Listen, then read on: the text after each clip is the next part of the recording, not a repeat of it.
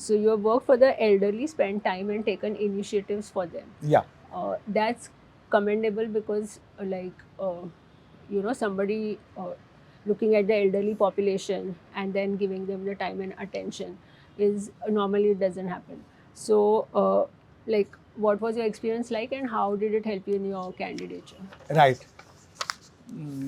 So the first thing is like I moved to a bigger society, a bigger residential complex in 2006, and there they were organizing a festival, and then I saw like only elderly people were working there, and young people were missing. So I just jumped in and I started helping, and that was the that was the click of start of a relation between myself and those elderly people.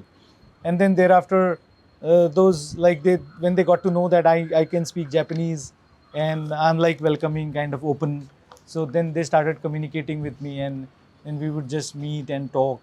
So then I started asking them what is that we can do together. So then they first they said, okay, you can do some maybe English class. I said, how will it help you?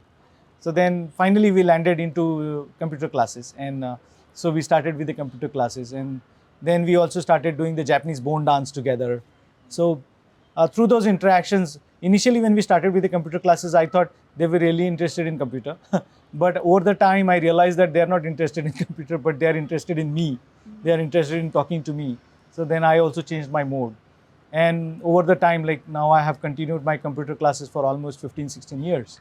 And so many students have come through. So they are all around me.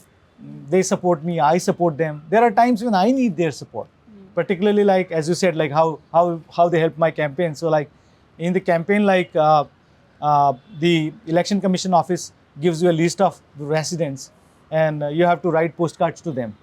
And so these people came and they helped me write their postcards, because you have to see the list and you have to write their addresses and post the postcard. So they would come and help me.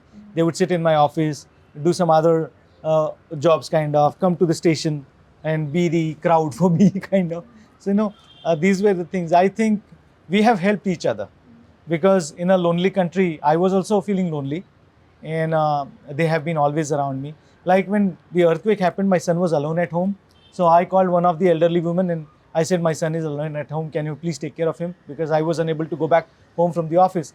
And she happily agreed for it.